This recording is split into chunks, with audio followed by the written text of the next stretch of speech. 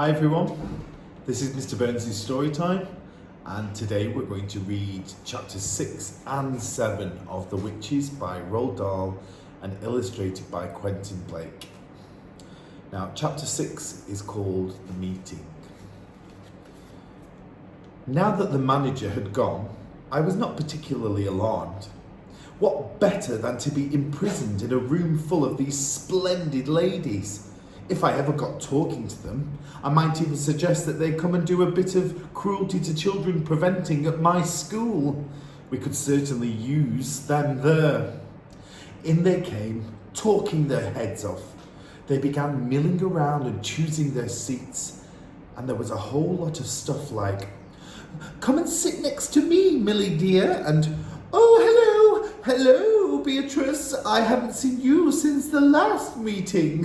What an adorable dress you have on." I decided to stay where I was and let them get on with their meeting while I got on with my mouse training.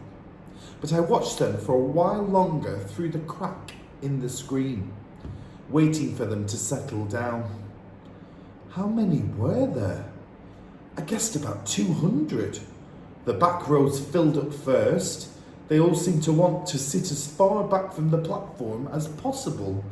There was a lady wearing a tiny green hat in the middle of the back row who kept scratching the nape of her neck. She couldn't leave it alone. Fascinated me the way her fingers kept scratching away at the hair on the back of her neck.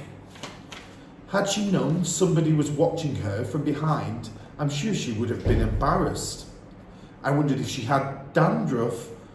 All of a sudden, I noticed that the lady next to her was doing the same thing. And the next one. And the next. The whole lot of them were doing it. They were all scratching away like mad at the hair on the back of their necks. Did they have fleas in their hair? More likely it was nits. A boy at school called Ashton had nits in his hair last term, and the matron had made him dip his whole head in turpentine. It killed the nits all right, but it nearly killed Ashton as well. Half the skin came away from his scalp. I began to be fascinated by these hair-scratching ladies.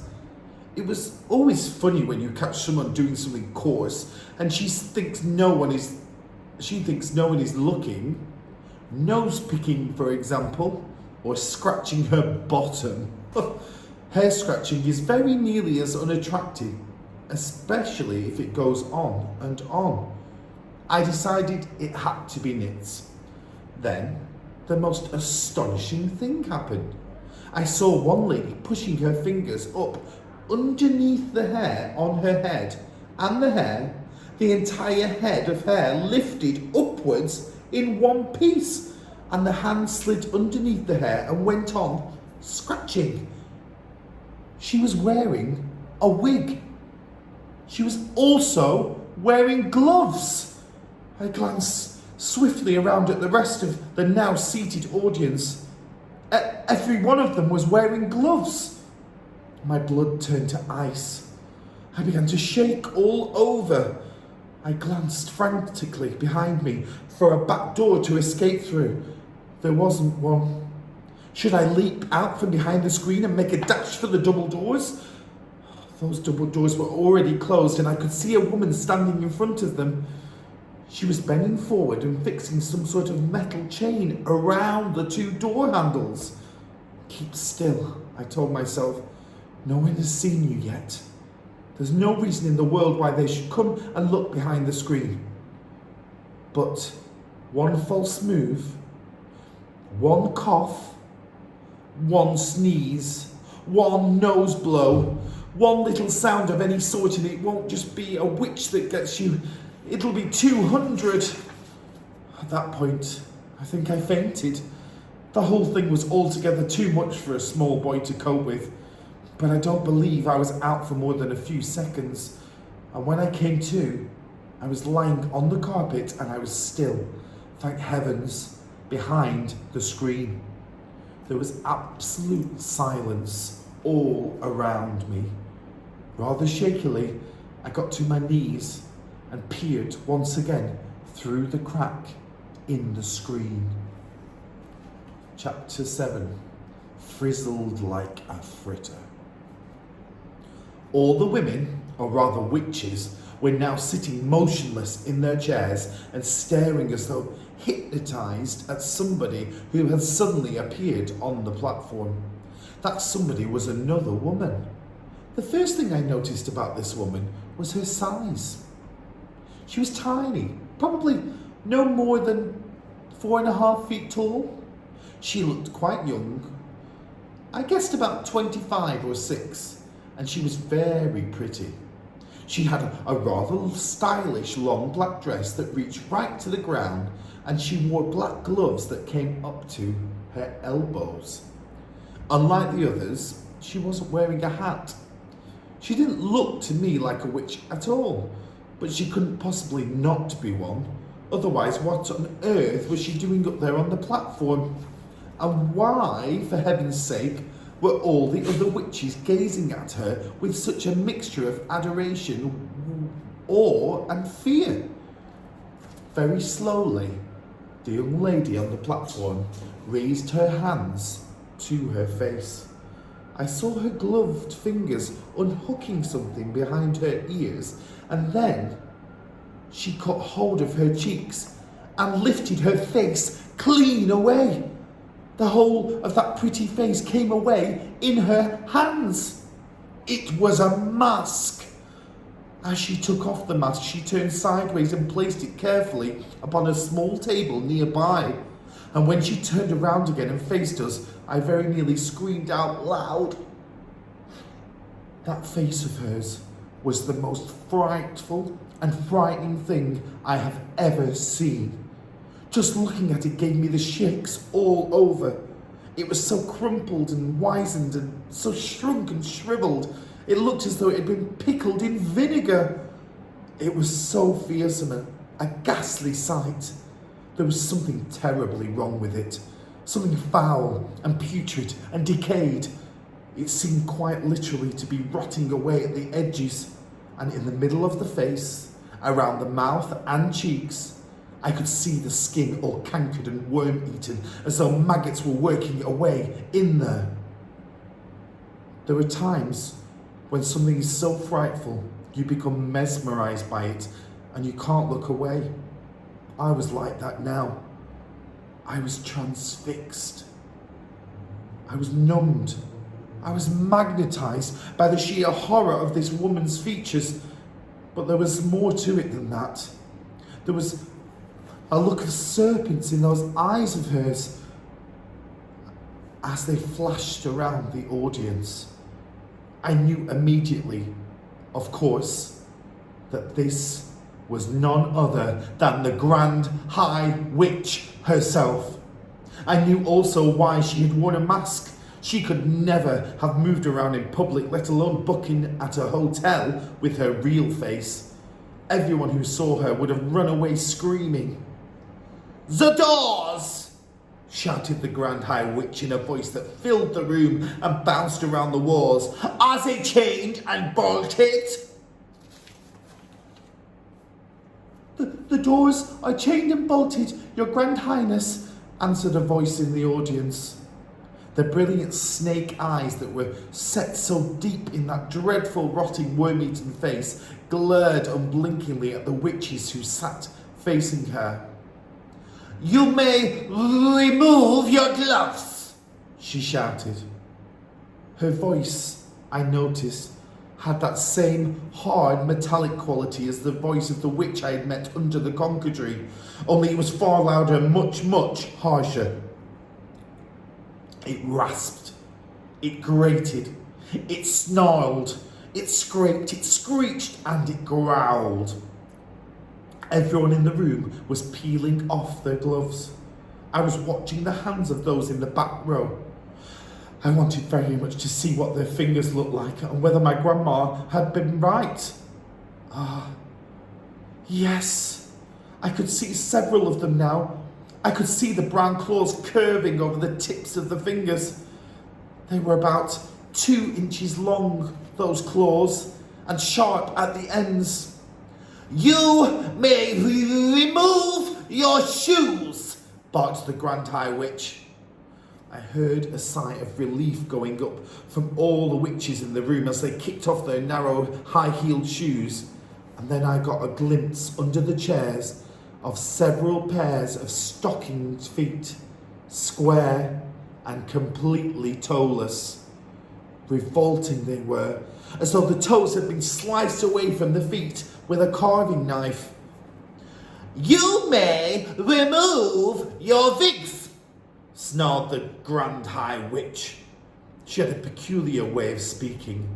There was some sort of foreign accent there, something harsh and guttural, and she seemed to have trouble pronouncing the letter W. As well as that, she did something funny with the letter R. She would roll it around and round her mouth like a piece of hot pork crackling before spitting it out. "Remove your wigs and get some fresh air into your spotty scalps," she shouted.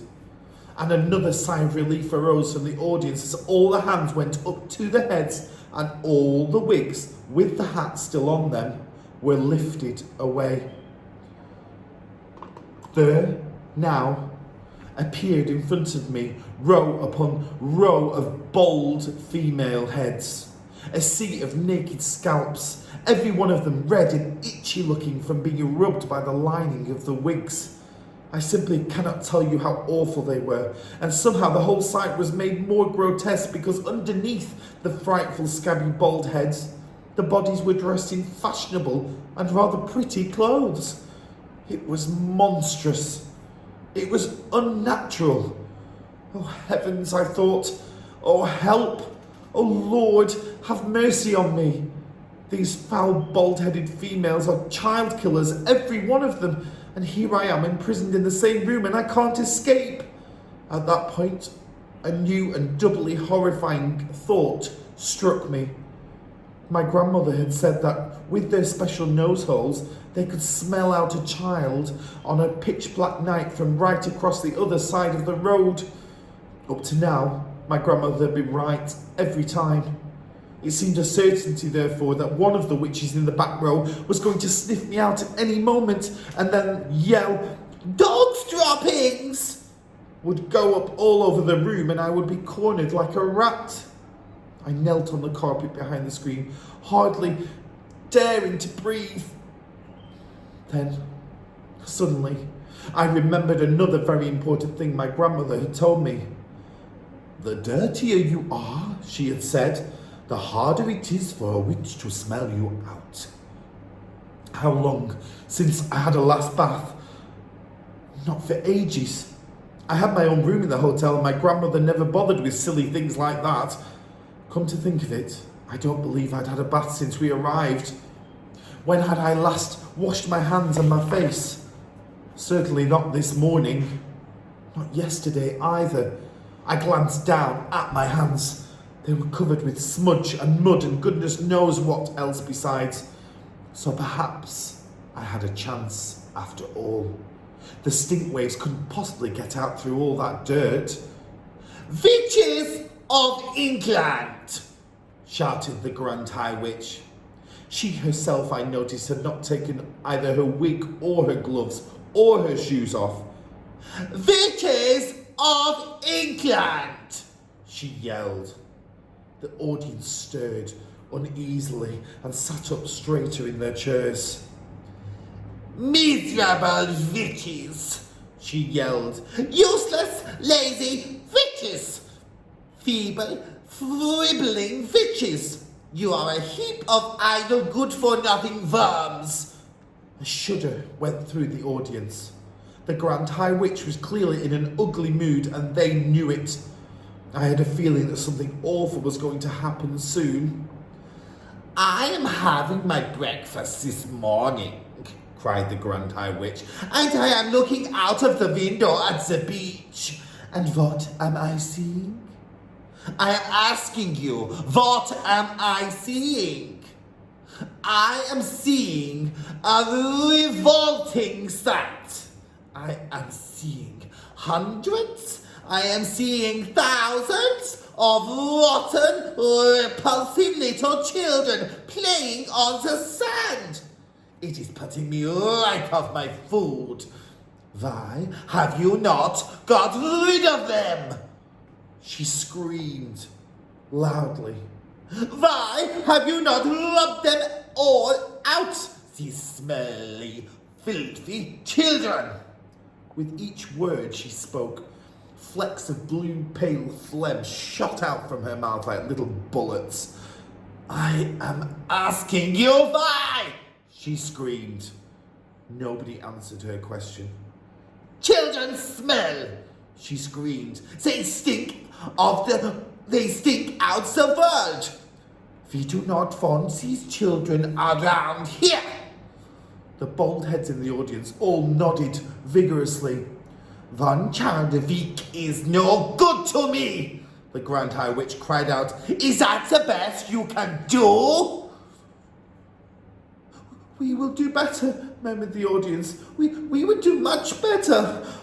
Better is no good either, shrieked the Grand High Witch. I demand maximum results. So here are my orders.